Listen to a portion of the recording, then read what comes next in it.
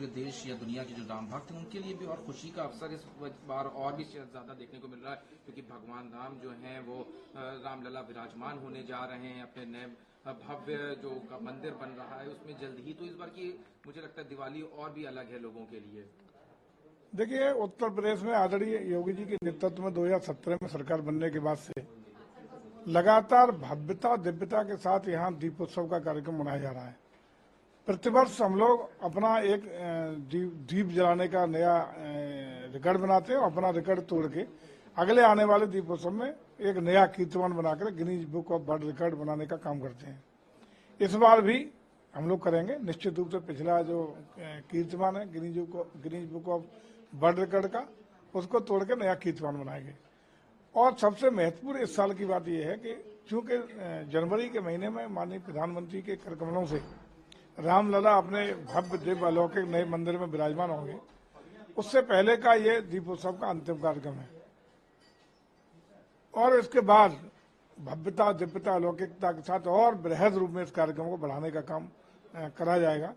लेकिन साथ ही साथ ये चूंकि रामलला विराजमान होने वाले हैं, अपने लोकार्पित होने वाले हैं, और आज के दीपोत्सव में देश दुनिया की निगाहें, जो भी राम भक्त हैं, जो भी सनातन संस्कृति के मानने वाले लोग हैं, उन सबकी आस्था, उनकी श्रद्धा, उनका एक लगाव इस कार्यक्रम से जुड़ा हुआ है। और आज के इस दीपोत्सव कार्यक्रम की खास बात यह है कि आज 50 से ज्यादा देशों के राजनयिक आज इस कार्यक्रम के साक्षी बनने वाले हैं।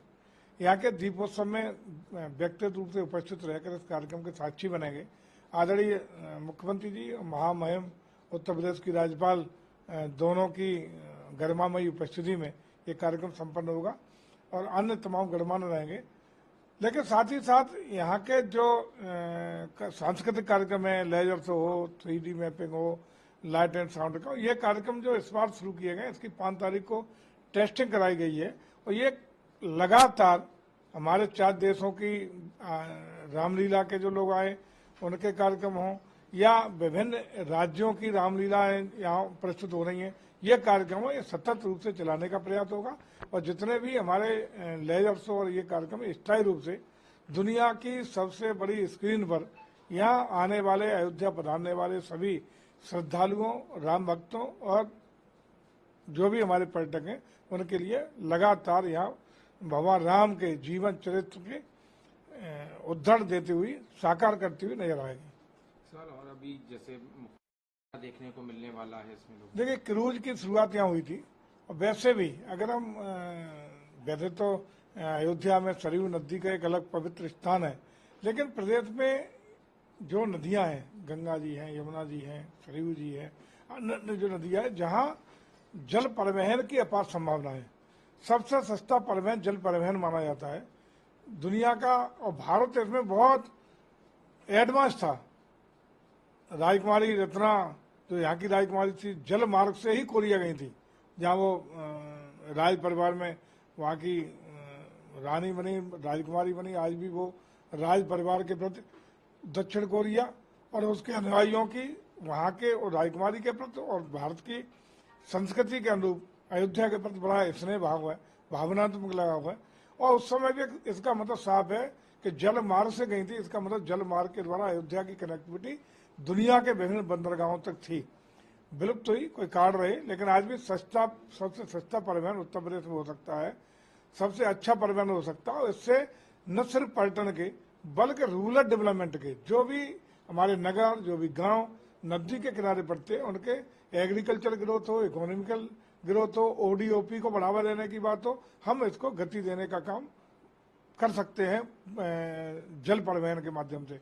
इसी के दृष्टिगत उत्तर प्रदेश सरकार ने हम वाटर वेज अथॉरिटी का गठन किया है, जो अथॉरिटी संभावनाओं को तलाशेगी, उनको असली जामा पहनाएगी और भारत सरकार की वाटर वेज अथॉरिटी के साथ कोऑर्डिनेशन बना के उत्तर प्रदेश की अपार संभावनाएं जो जल परिवहन की हो सकती हैं उसको धरातल पर उतारने का काम करेगी। ये पिछले मंत्रिमंडल जो हमारा कैबिनेट की बैठक हुई उसमें इस पर निर्णय ले लिया गया। साथ ही साथ प्रदेश में तो अयोध्या जी के जितने भी यहाँ डेवलपमेंट के कार्य हैं वो सुनियोजित तरीके से और तेज गति से हो सके। पारदर्शिता और गुणवत्ता के साथ हो सके और बृहद रूप से इनको साकार स्वरूप दिया जा सके। इसके लिए यहाँ की तीर्थ विकास परिषद की घोषणा भी उसी दिन की गई है। इसके साथ ही प्रदेश में अन्य 2 तीर्थ विकास परिषद भी बनाने का काम किया गया, ताकि ऐसे डेस्टिनेशन जो पर्यटन की दृष्टि से, धार्मिक दृष्टि से बहुत महत्वपूर्ण है, उनको प्लान्ड वे में तेज गति के साथ हम लोग आगे बढ़ा सकें। चूंकि ये मानना हम सब लोगों का है और ये सत्य है कि सबसे कम इन्वेस्टमेंट में सबसे ज्यादा राजस्व अगर कोई दे सकता है तो पर्यटन दे सकता है। इसको धरातल उतारने पे काम हो रहा है, क्योंकि ये तमाम उदाहरण ऐसे हैं कि दुनिया के कई देशों की पूरी इकोनॉमी पर्यटन के आधार पर चल रही है। तमाम राज्यों की इकोनॉमी भी पर्यटन के आधार पर बहुत बल उनसे मिल रहा है। तो उसी आधार पर हम चाहते हैं कि उत्तर प्रदेश जो दूसरे या तीसरे नंबर पर पर्यटन की दृष्टि से रहता है, वो लगातार अब हम लोग पहले नंबर पर रहें, एक आकर्षक डेस्टिनेशन बनाए, एक आकर्षक यहाँ आकर्षण के केंद्रों को मजबूत इंफ्रास्ट्रक्चर दे करके एक इस तरह का बना कि यदि विदेश की धरती से कोई आने वाला हमारा पर्यटक हो या देश की धरती का आने वाला पर्यटक हो तो उसकी पहली पसंद उत्तर प्रदेश बने, ये हम प्रयास कर रहे हैं। और इसी के दृष्टिगत हम लोगों ने तमाम संभावनाओं को धरातल पर उतारने के काम तेज गति से करने का काम जारी रखा है। सवाल अभी थोड़ी देर पहले कुछ मौसम बदला था, क्या लगता है इसका कोई फर्क पड़ेगा या और भी लोगों के अंदर हर्ष उल्लास और उमड़ के आज के दीपोत्सव में? अरे ये तो राम जी की कृपा है। देखिए आप कितना सुंदर वातावरण, दिए लग रहे हैं, तेल पड़ रहा है, ये तो इंद्र भगवान खुशी में आज यहाँ झमाझम बारिश भी करा दिए।